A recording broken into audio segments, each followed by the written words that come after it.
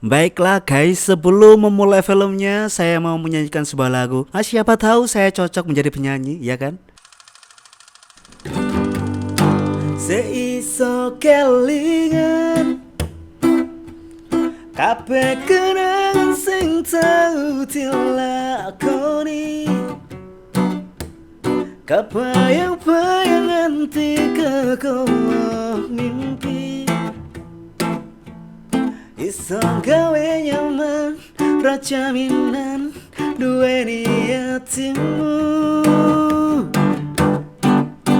Koyo lagi wingi awan dhewe iso ngobrol tekan wengi, rasa sliramu sing paling kemati, ora nyangka kowe sing paling larani. Gimana guys?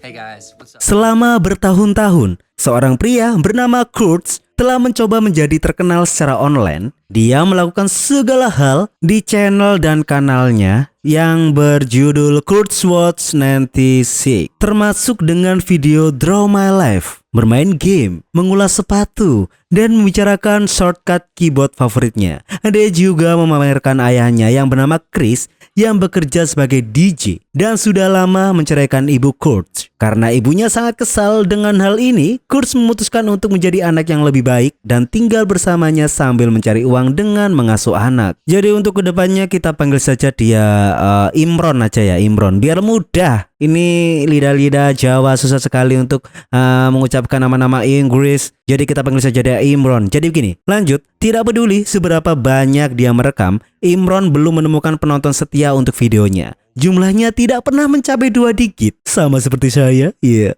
Hal ini sangat berbeda dengan Bobby, dengan channelnya yang bernama Bobby Basecamp, seorang anak yang biasa diasuh oleh Imron dan kini menjadi influencer terkenal. Imron menganggap dirinya sebagai teman Bobby, namun Bobby hanya mentoleransi dia dan tidak pernah mau kalau Imron berada satu frame dengannya. Setelah 10 tahun gagal melakukan streaming, Imron pun mencapai titik puncaknya dan siap untuk memberikan kesempatan terakhir pada salurannya dengan sesuatu yang disebutnya adalah sebuah konten pelajaran yang dimaksudkan untuk mengajari orang-orang cara mendapatkan pengikut secara online. Kontradiktif sekali.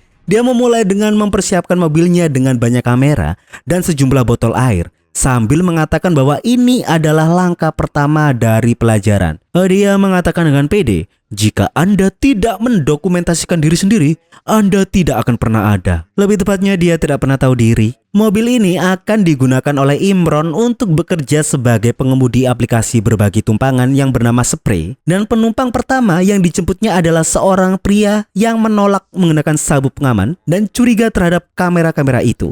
Namun Imron hanya memberitahu dia bahwa mereka sedang melakukan perjalanan dan mengacu pada perlindungan dan keamanan. Orang ini adalah seorang pembicara. Jadi pada waktu itu dia juga bercanda tentang sebuah kitab di sebuah Injil tentang supremasi orang kulit putih, dan Imron di sana khawatir bisa saja itu nanti jadi rasisme dan dapat merugikan penonton live streamingnya, meskipun yang nonton pada waktu itu hanya Bobby. Jadi dia mulai mengemudi dengan sembrono, membuat orang tersebut mengeluh. Namun Imron malah mendorongnya untuk meminum air botol gratisnya. Ternyata air ini telah diracuni dan Imron bahkan membuat video tutorial lengkap tentang cara melakukannya tanpa ketahuan.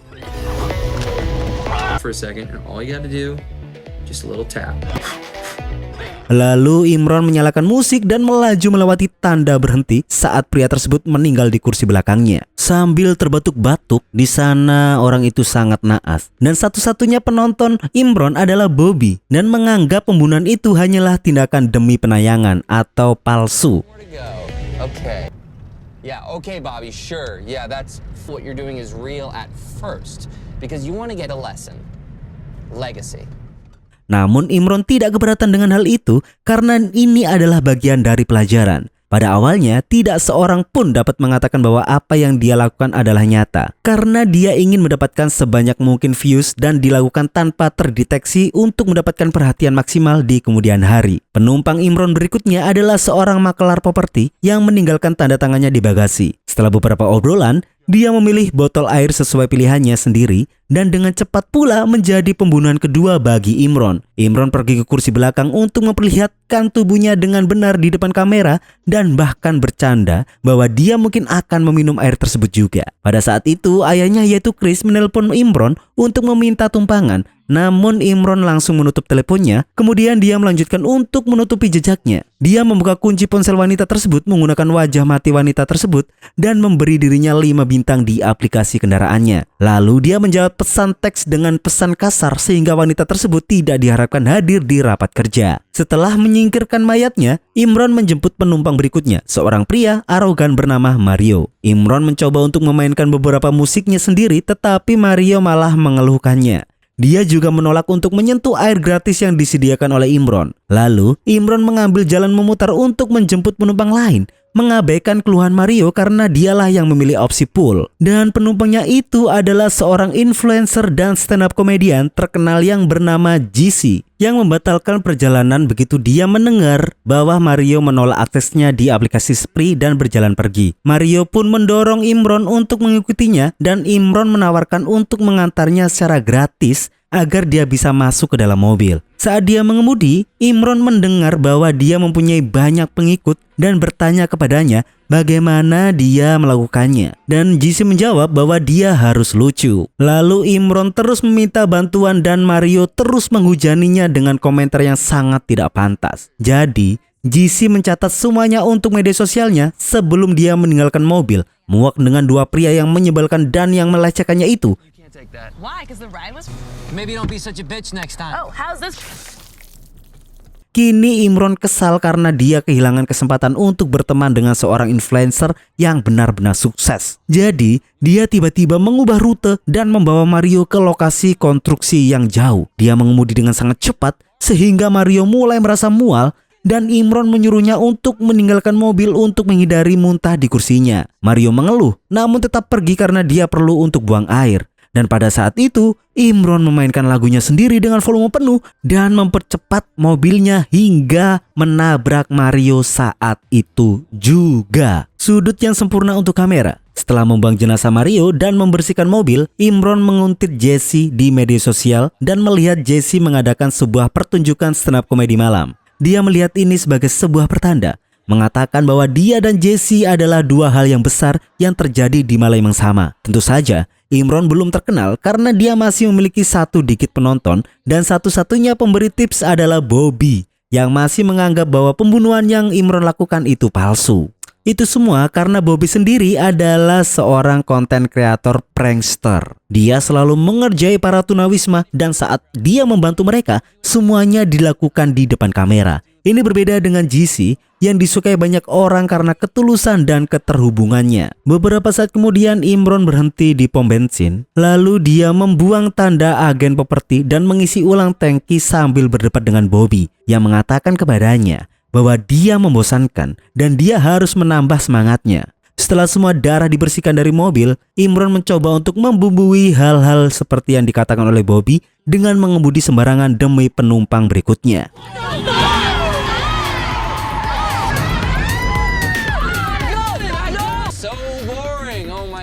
Ada 3 orang sosialita yang bernama Ricard, Kendra, dan juga London. Awalnya Ricard dan Kendra takut dengan cara Imron mengemudi, tapi London malah bersemangat karena dia merasa seperti sedang berpetualang dan melompat ke kursi depan untuk mengobrol dengan Imron. Akhirnya Imron keluar dari jalur lagi dan mengantar ketiganya ke tempat barang rosokan, menyuruh Ricard dan juga Kendra untuk nongkrong di sunroof karena di sini ada pemandangan yang indah yang sempurna untuk berfoto di media sosial. Ricard dan Kendra pun bermain bersama dan benar-benar bersenang-senang. Namun kemudian Imron mulai mengemudi lebih cepat dan tiba-tiba menutup sunroofnya.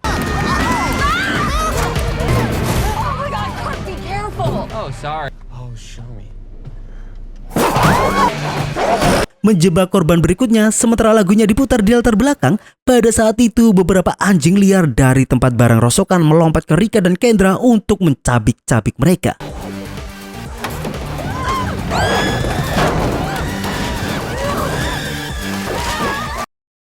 Keadaan masih gaduh. Di sana Imron malah mengambil bor listrik yang dia simpan di mobilnya untuk membunuh Landon dengan bor tersebut.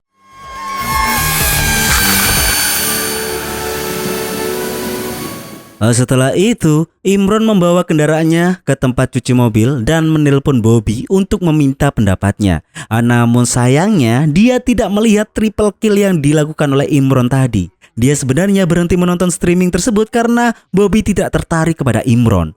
Imron menuntut untuk mengetahui alasan Bobby belum memberinya sebuah teks seperti yang Bobby janjikan kepadanya. Dan Bobby mengatakan kepadanya bahwa dia harus lebih seperti Jesse karena dia terlihat autentik. Imron pun ke-trigger dan pada akhirnya dia kembali untuk mengunjungi media sosial Jesse. Tetapi rasa cemburu membuatnya berkomentar dengan cara yang paling tidak senonoh. Seperti mengatakan bahwa Jesse bahkan tidak memfilmkan ceritanya secara vertikal. Saat Imron yang sedang berduka berkendara ke sebuah rumah di pinggir kota, Jesse memposting video yang dia ambil di dalam mobil untuk menghujat Mario dan juga Imron.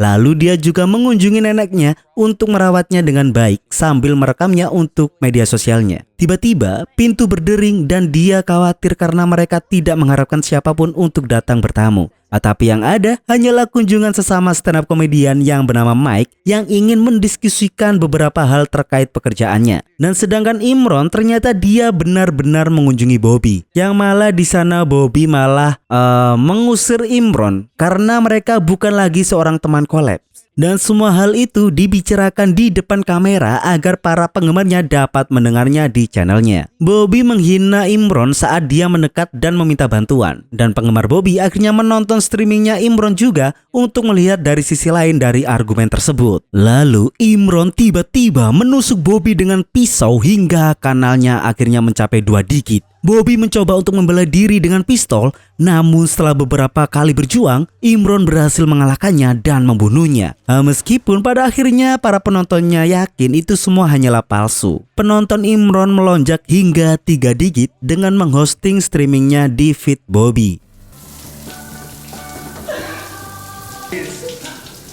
You guys, what's happening? You guys, you're hello. Oh, thank you so much for watching. All you guys who have been with me. Pada saat itu, ayahnya mengirimnya pesan mengatakan bahwa dia perlu tumpangan ke suatu tempat. Pada awalnya, Imron tidak ingin membantunya karena dia ingin pergi ke acara Jesse. Tetapi ketika Chris menyebutkan bahwa dia akan bertemu dengan DJ terkenal, Imron langsung memanfaatkan kesempatan tersebut. Imron menjemput Chris dan hubungan ayah anak mereka menjadi canggung, membuat mereka cepat untuk bertengkar. Di sana Chris terkejut saat menemukan pistol Bobby di dalam mobil dan menegur putranya karena hal itu, yang hanya malah memicu perkelahian lagi yang tidak berhenti sampai mereka harus menyembunyikan pistolnya karena polisi ada di ujung jalan. Ketika mereka akhirnya sampai di klub, mereka bertemu dengan DJ terkenal itu yang bernama Uno. Dan mereka bertanya apakah dia bisa memberikan tag di salurannya Imron di postingannya. Awalnya dia menolak, tapi kemudian dia merasa bosan berada di sana dan setuju untuk memberikan tag itu jika Imron mengantarnya ke suatu tempat. Akhirnya mereka menemukan sebuah truk teko, yaitu penjual makanan, dan Uno meminta Imron untuk mengambil fotonya dan kemudian mengantri sebagai bagian dari kesepakatan. Antriannya cukup panjang, sehingga Imron membagikan beberapa cerita menjijikan untuk menakut-nakuti pelanggan. Sementara itu, Uno melihat sekeliling mobil dan menemukan sebuah pistol yang Imron ambil dari Bobby, yang dia gunakan sebagai alat untuk mengambil beberapa foto selfie. Lalu dia minum air racun itu dan seketika itu juga dia langsung pingsan. Pada saat Imron kembali ke mobil dengan membawa makanan, Uno sudah tidak sadarkan diri. Sayangnya, hal itu malah menarik perhatian polisi yang datang untuk meminta Imron melakukan tes kesadaran lapangan. Sementara Imron berpura-pura bahwa Uno adalah pacarnya yang tertidur, tiba-tiba Uno terbangun karena dia hanya minum sedikit air racun itu. Dan ketika melihat polisi itu, dia panik dan What the? Jesus fucking Christ! Salah satu polisi itu pun mengejarnya dan saat itulah Imron mengambil kesempatan itu untuk melarikan diri dengan mobilnya. Dia juga mengikutinya. Semua ini meningkatkan jumlah penonton streaming langsungnya hingga 5 digit. Imron mulai mengemudi seperti orang gila dan akhirnya menabrak camp tunawisma, membunuh beberapa gelandangan dengan sengaja sebelum mobilnya terbalik. Sementara itu, Jesse diberi tumpangan ke acaranya oleh Mike yang terus mengganggunya dan mengatakan bahwa dia memiliki berbagai macam bahan. Pria itu juga menjadi opener di acaranya Jesse. Meskipun tidak membuat penonton tertawa, namun publik langsung meledak dan menjadi gila saat Jesse mengambil alih panggung. Dan yang tersembunyi di sudut penonton itu adalah Imron dengan senjatanya. And it was so sad. Like me. I went to my granny's house after. I was so pissed. Setelah beberapa lelucon yang biasa, Jesse berbincang-bincang tentang pengalamannya bersama Mario dan juga Imron tadi siang. Dan mengatakan bahwa kecintaan Imron terhadap pengikut media sosial memberinya sedikit refleksi diri. Bahwa kebahagiaan tidak akan dapat ditemukan dalam jumlah followers yang tinggi. Dan berapapun jumlah penayangannya. Anda hanya akan dihakimi dan dibenci karena itu hanyalah sebatas panggung hiburan. Lalu dia menyelesaikan setnya dengan menghancurkan ponselnya di atas panggung. Mengakhiri ketergantungannya pada media sosial dengan menjatuhkan mikrofon dan membuat semua orang terkejut dan bertepuk tangan.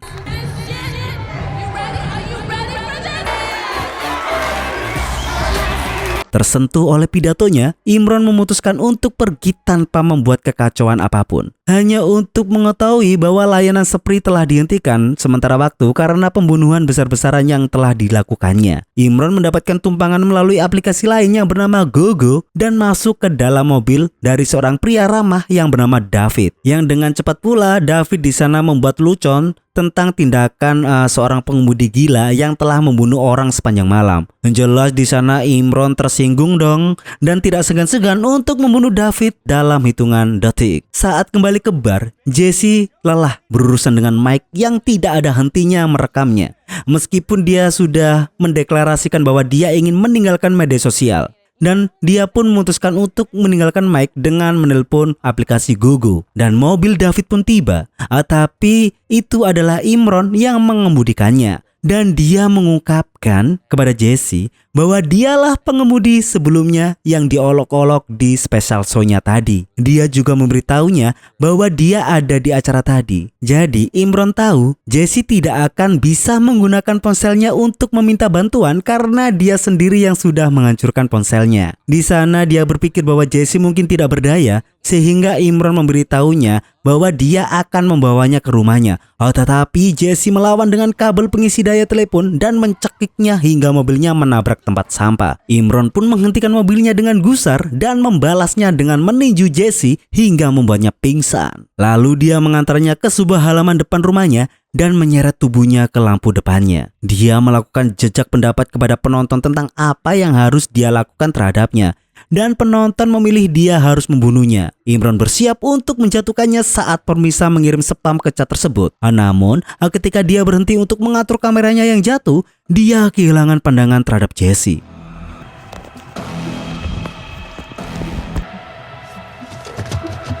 Jadi dia meninggalkan mobil untuk mencarinya sementara obrolan memanggilnya karena tindakan bodohnya. Penonton ternyata benar. Jesse menggunakan kesempatan itu untuk masuk ke dalam mobil dan mengambil alih kemudi. Segeralah dia menggunakan kendaraan tersebut untuk menabrak Imron. Namun dia kehilangan kendali dan hasil pengemudiannya mengakibatkan mobil tersebut menabrak tepat di samping rumahnya Imron. Dan Imron memiliki ruang untuk menghindarinya. Lalu kembali lagi Imron mencoba untuk membunuh Jesse. Namun sayang itu gagal sehingga Imron kabur ke ruangan lain. Jesse pun menyabotase handphone Imron. Dan di sana Jesse mengatakan di siaran langsungnya bahwa dia membutuhkan bantuan dan mencoba meyakinkan mereka bahwa ini nyata bukan settingan. Lalu tiba-tiba Chris muncul dan terkejut saat mengetahui rumahnya hancur dan ada mantan istrinya telah tewas tergeletak di lantai. Kemudian terungkap bahwa dia adalah korban pertama Imron. Dia membunuhnya di luar layar tepat sebelum melepas landas untuk membuat konten pelajaran. Imron telah membunuh ibunya sendiri. Fuck. Tiba-tiba Imron keluar dan mengambil pistol Bobby dari mobilnya yang kemudian dia gunakan untuk menembak ayahnya beberapa kali. Sementara itu Jesse mencoba untuk melarikan diri ke dalam mobil. Namun saat mau mundur dia tidak berhasil. Dia hanya melaju ke depan dan meremukkan Imron di dinding.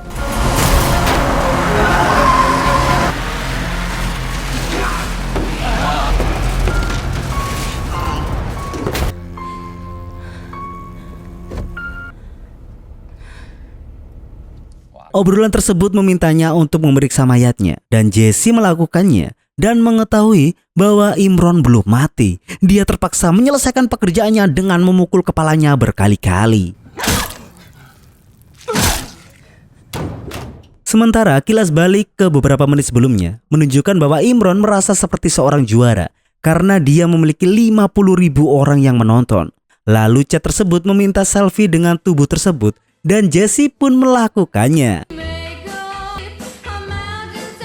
Hari-hari berikutnya, kasus Imron menjadi sangat viral. Jesse akhirnya menjadi lebih terkenal dari sebelumnya sebagai ratu multimedia. Dan meskipun Imron dibenci oleh semua reporter, ia dipandang sebagai pahlawan oleh beberapa bagian orang di internet. Saat forum-forum ini dipenuhi dengan kekaguman terhadap Imron, salah satu pengguna mengungkapkan bahwa mereka mungkin saja sedang membuat film tentang Imron yang berjudul Spree, yang artinya mungkin saja cerita ini tetap saja menjadi bualan semata, tidak nyata, dan film pun tamat.